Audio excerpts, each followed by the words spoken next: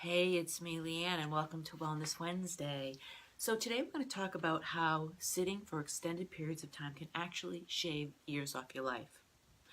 I mean, as a massage therapist, I knew that sitting kind of wreaked havoc with your lower back, your hips, and your knee joints. But what I didn't realize are the adverse effects that it actually has on your overall health. Here's the thing. So what I found is sitting between 6 and 8 hours a day can actually increase your risks of diabetes, raise the levels of cholesterol in your body, and surprise, surprise, have an effect on, obesity, gaining weight, all that stuff. So, and I found that really interesting because those three things are actually some of the top health risks in this country, right? And they're all related or can be linked to sitting for extended periods of time.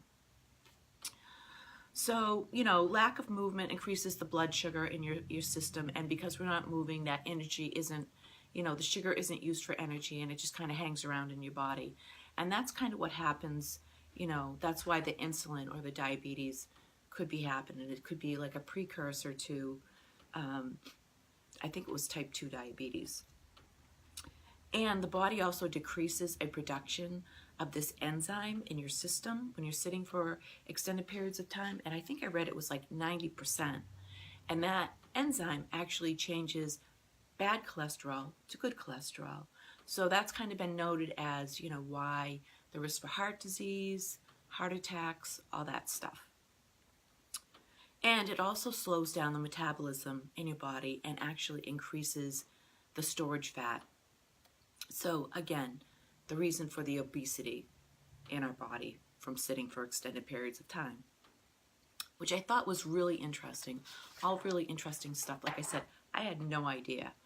Some other things that happen when you sit for extended periods of time, it could lead to soft bones or a lower bone density. And in women, that's something we really need to be aware of, because as we age, we don't want to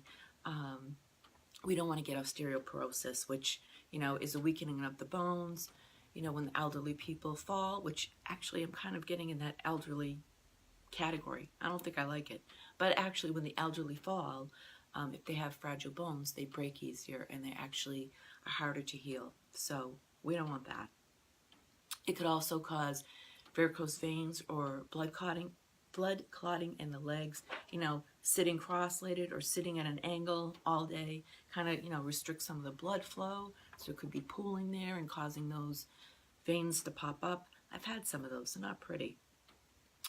Also, it could cause brain fog. So, when we sit for a long time and we're not moving, the blood and the oxygen isn't moving through the body. Once we start moving, that fresh blood and oxygen starts going through our brain and kind of helps with those mood-enhancing, good feeling hormones that are released through your body.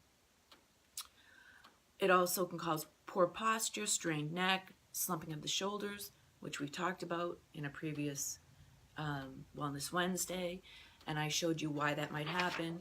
Posturally, you're not sitting correct, you're not ergonomically set up at your desk, can cause pain. And I also showed you some stretches and stuff that might help alleviate that pain.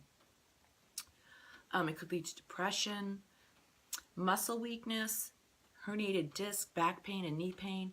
And those are all things that we're going to talk about coming up. Those are all things that are kind of associated with the muscles, so the lower back. What is actually going on when we're sitting for extended periods of time? What is going on in that spine, the compression that's happening? Why are we getting knee pain?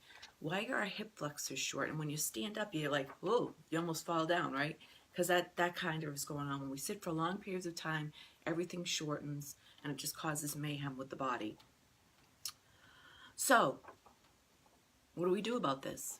What I've heard, what I've read, is actually, it's good to get up and move around every 30 minutes. Go get a cup of coffee, go to the bathroom, go for a short stroll down the hallway, go visit your colleagues, have a little chat. And you can do this also by, setting a little reminder in your phone. So you know, every 30 minutes have your phone go off for a quick reminder for you to get up and move around. My girlfriend, she actually has one of those Fitbit things that goes off. If she's inactive for too long, the thing buzzes on her wrist and say, hey, get up, move around, which I think is fun. I think I might want one. Anyways, this one was short and sweet. And I just, you know, like I said, I really found all this stuff interesting. I had no idea that sitting was actually, you know, basically can kill you. It's just all this stuff that happens in your body. Anyways, that's it. I'm going to stop right there. You have a great day, and thanks again for stopping by.